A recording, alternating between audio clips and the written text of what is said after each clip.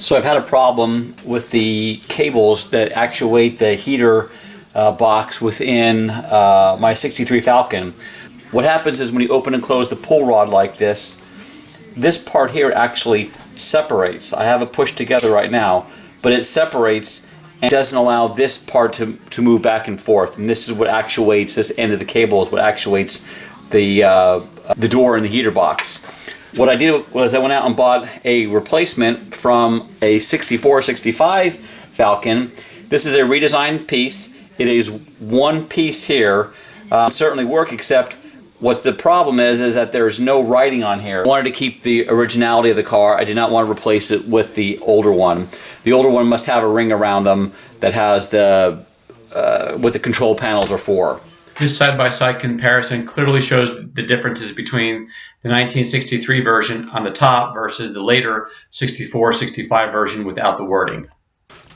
So I'm trying to figure out a way to do this, and here's what I've come up with. I think what will work is that if I disassemble this is a replacement knob.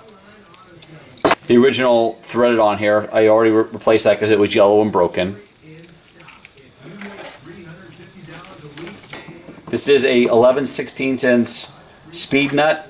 The way I got this to work is I was able to disconnect this at the heater box and then slide the deep socket over it.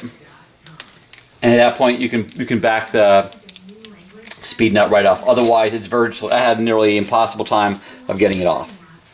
What I'm thinking about doing is this is a very tight fit here. And I'm thinking if I can crimp this end without indenting it along here, because this is rides inside of each other, I will be able to fasten this on here. And what I'm going to do is I'm going to rough the surface up here.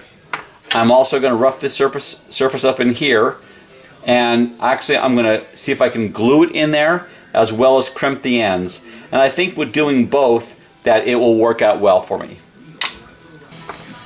I have denatured alcohol on here. I'm cleaning the inside of this tube here. I'm also going to clean off this very, very well. I'm going to take this file some grooves in here. Anything to rough it up. My thought process of doing this is that it will give the super glue or the adhesive that I'm going to use something to bite into.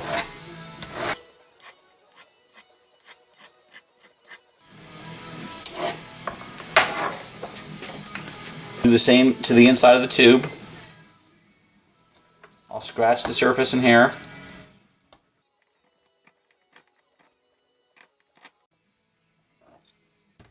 Clean it out again.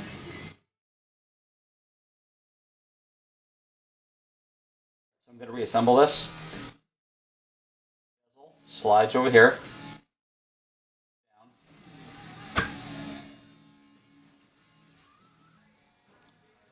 This might be crazy, but I've marked this up well enough. I'm going to hope that the super glue helps lock it in place. It makes a long-term repair. So let's see if my repair has been successful. Now when I pull on the heater control knob,